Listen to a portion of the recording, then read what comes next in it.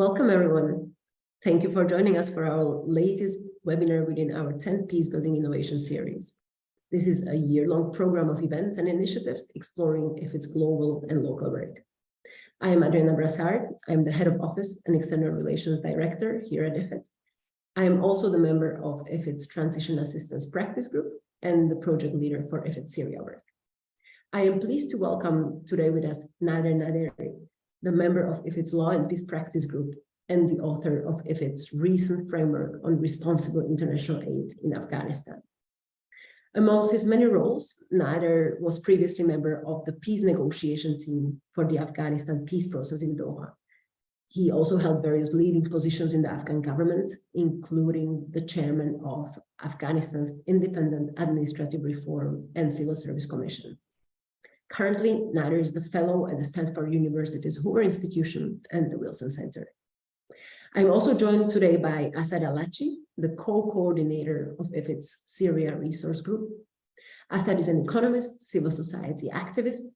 He's also the executive director of Baitna Syria and the founding member of the local coordination committees in Syria, amongst his many other roles.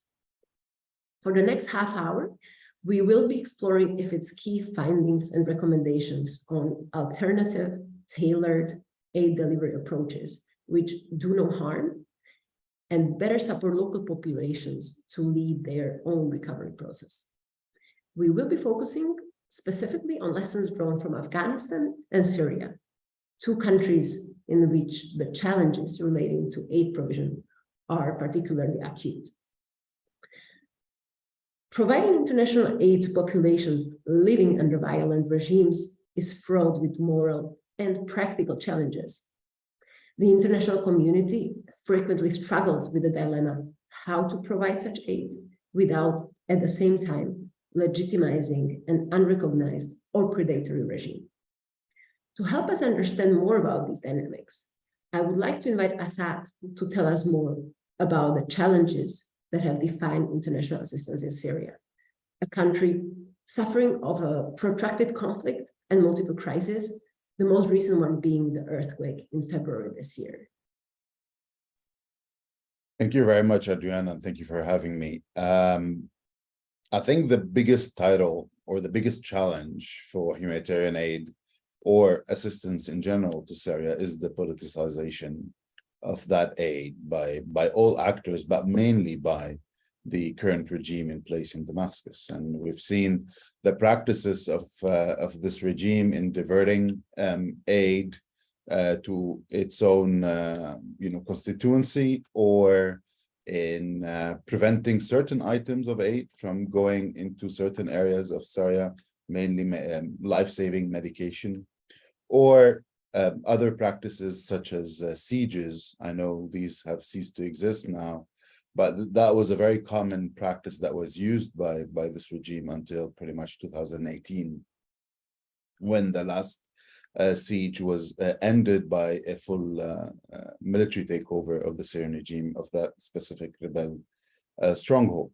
So politicization mainly by the current regime in place, but also a heavily sanctioned environment that makes it difficult from a legal perspective and from a practice perspective as well to deliver mainly financial transactions into the country.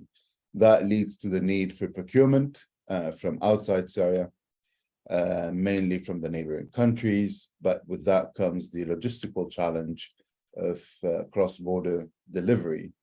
And we've all seen how the regime has used the cross-border as a tool to punish the people in areas that are rebel-held, and also the need for a UN Security Council resolution to be able to do cross-border deliveries, although technically speaking, there are several international jurists that have said that cross-border is legal and does not require a UN Security Council resolution. However, this has been the practice. We've seen how the Russian Federation has manipulated that, the Assad regime has manipulated that, and now in the coming 2 weeks, we're up for the 7th renewal of this mandate. We'll see what kind of manipulation the Russian Federation will do again. Thank you, Assad. That was a helpful introduction. I would now like to turn to you, Nader, and ask about how the dynamics that Assad outlined compare to the complexities surrounding international assistance in the current context in Afghanistan, almost 2 years after the Taliban regime took power, and with ever-toughening restrictions for international aid providers. Well, thank you, Adriana. Great to meet virtually, Assad too. What Assad explained is very identical, as we know in most of these authoritarian regime, where the regime do not much feel or care about well-being of its population, and does not feel mostly to provide for them. And that's where they would not attempt to change their behavior in order to have the aid agencies interacting with the local authority and providing to the population. So all the elements that Assad have explained, you can see in Afghanistan, but except the fact that getting the aid to the country is not much of a problem. So the country is sanctioned. There is financial sanction against the Taliban regime, but getting foods and goods into the country has easy access, and there's plenty of ways to get it there. But the financial sector is collapsed, and because of the harsh policy of the Taliban, the aid community is facing much more of a dilemma to continue provision of aid. They have considered aid as an element or tool of the foreign policy so that they could use it as a leverage to change the Taliban's attitude. And like any other dictators and authoritarian regime, it did not work for changing their attitude. Instead, it have increased their authoritarian behavior, harsh violation of human rights, and continued and even becoming much more systematic. So now what we see is a dilemma at home countries of the donors. Can they provide aid to a country where its authority is excluding entirely women and applying gender apartheid? So the dilemma is now much more in that sense. So financial sanction, aid no more could be used as a leverage to change the attitude of the authority. The population in general are suffering, and there is moral obligation to provide for them, while at the same time, donors facing their own constituencies and taxpayers, especially on the issues of women, then they had to cut a lot of aid. This year, for 2023 and 2024, it's almost 70% of the aid cut so far. Long-term institutions that serve for very long term are now shutting down, like Swedish Committee for Afghanistan is considering to stop its operation, and the UN is struggling to finance the humanitarian programs. So it is a much more complex set of issues when it comes to Afghanistan, but elements of what is in Syria, you can see also a portion of it in Afghanistan too, multiplied. Thanks, Nader. Assad, IFIT Syria Resource Group has developed a series of recommendations to guide international donors in developing more principled support for Syria's rehabilitation and future recovery. Could you please explain some of the core recommendations on the shift that is needed in international support to Syria? I'm thinking in particular about, specific conditionalities that should frame such assistance, and what local Syrian participation should actually look like. Also, what mechanisms are required to facilitate these? Thank you very much. The challenge that these solutions are supposed to tackle is mainly how to make sure that aid or assistance in general is being delivered to the country, exactly as your question said, while not benefiting or bypassing the central government or the central regime in Damascus. because of the predatory measures of the regime, but also because of the predatory measures of the central bank that is taking at least a 50% commission on every dollar that is being transferred to Syrian pounds, with playing on exchange rates and having an exchange rate used for NGOs that is 50%, at least 50% less than the black market rate or the current market rate. So looking at this set of challenges, I think the first conditionality that is guiding every other principle is the human rights conditionality, and making sure that all assistance that is delivered to Syria follows the human rights conditionality, mainly meaning basically that human rights are protected and violations are not sustained or recreated, or new violations are being created.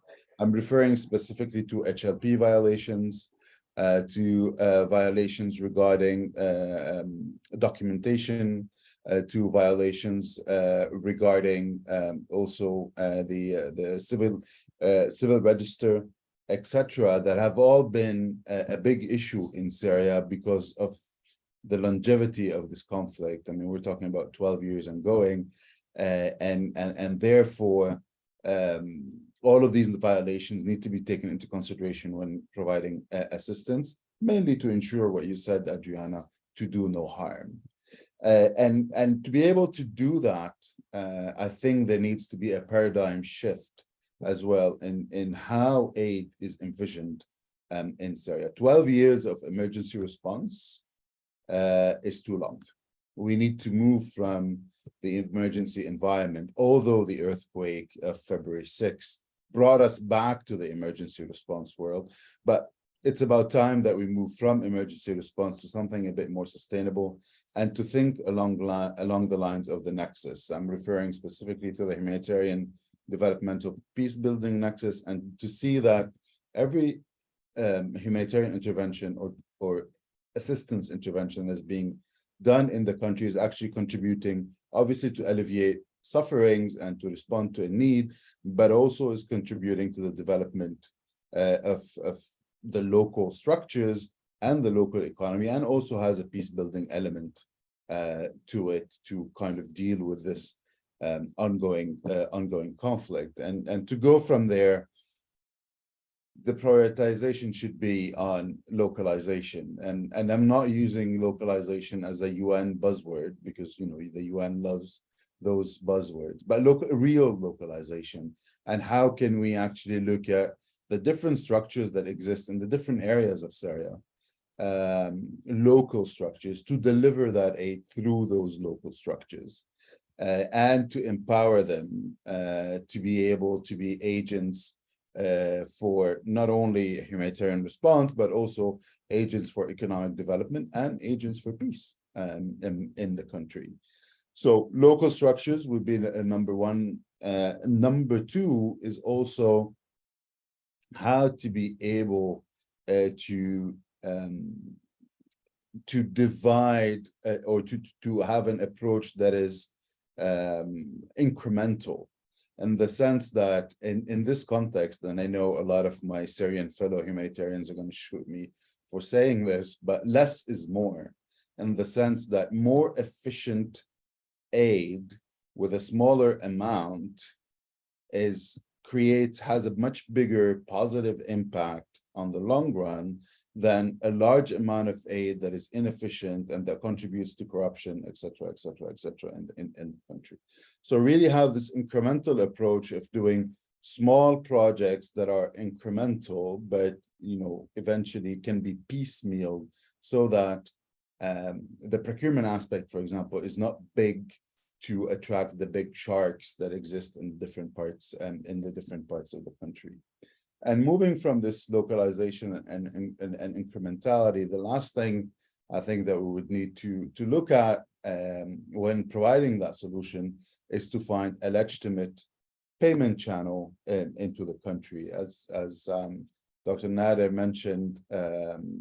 In the situation of Afghanistan and in Syria, operating in a sanctioned environment creates a huge problem when it comes to financial transactions. We've had a very interesting meeting with some of our colleagues from Afghanistan in last September to discuss that issue of financial transactions and what kind of solutions can we come up with and what kind of payment channels can be created to facilitate legitimate financial transactions into sanctioned environments, and really looking at a broader south to south cooperation mechanism that can deal with this issue of providing financial transactions in conflicted areas in the global south.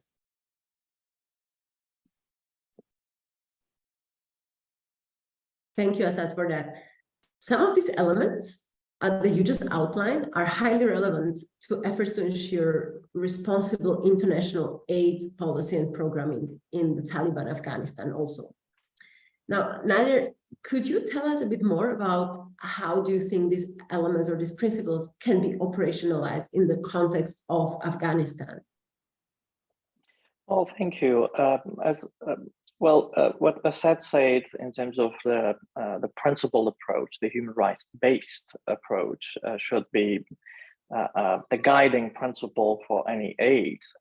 While 100% agreed on that, but in a situation where you have a regime that continues to violate every single human right and is a formal part of its policy, then relying only on that principle, while does not change the attitude of the regime, it does not also leaves any room for the donors to provide, especially humanitarian assistance at this stage, which is a dire need, 20+ million people. Now, this is a much more worrying and difficult dilemma, taking the apartheid against the gender apartheid and the systematic violation of women's rights as one of the very essential one that prevents every donor to even think about contributing, and at the same time claiming to be upholding the human rights principles. Now, to address that, what we see a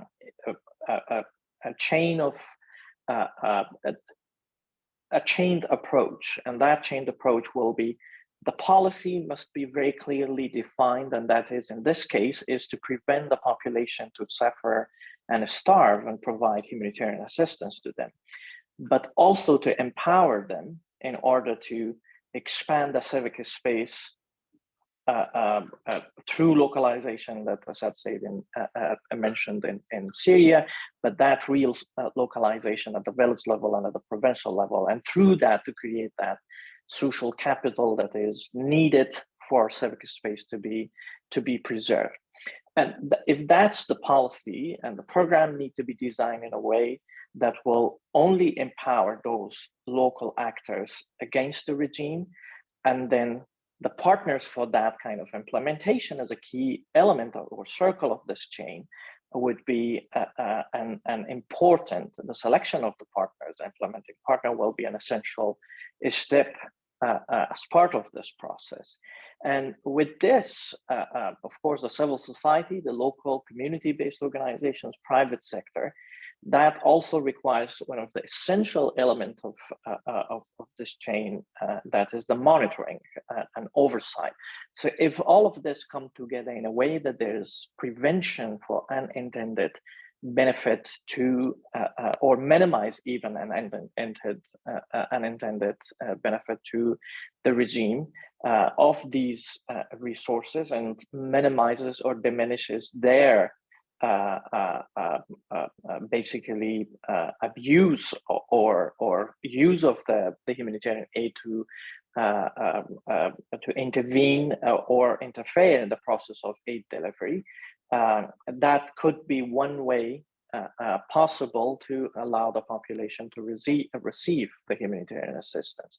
But along with all of that, what is an essential part is a collective effort by the international actors or the donors to together negotiate on technical basis with the authority and the regime that are decoupling the political aspects of demands that most of the time comes from home offices and foreign ministries with the elements of technicality. And we see, as an example, as I explain in the paper too, that one key element of that would be to negotiate tax exemption for any aid financed program, especially it's not development at this stage at all. It's only humanitarian, and then there was the basic needs element, or humanitarian plus, which is again the education and the health sector, and even a negotiation on exemption on the tax on salaries that will go to the Taliban's treasury. So there are very minimum channels and ways to deal with a much more complex situation as it is today in Afghanistan. That's why donors are being discouraged to make any significant commitment as the pledges they made before. Now they are not meeting those pledges because of this dilemma of back home upholding of the principled approach of human rights-based aid. Thank you. I would just, if you allow me, like to add a question on some of the things that were mentioned. Asad, I heard in your presentation about the payment channels. I mean, why would there be such an issue with payments to the country if under humanitarian exemptions, humanitarian aid, humanitarian payments should not be sanctioned? Where's the problem? The problem is the fact that banks are commercial entities that would like to make profit and are not charities or social enterprises.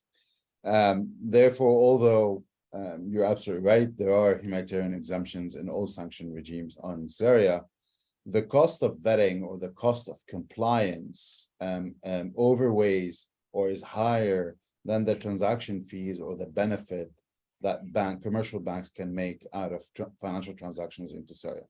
Hence the chilling effect or the over-compliance environment that we live in Syria today, where banks refuse basically to make legitimate financial transactions into the country because it costs them too much, which is understandable.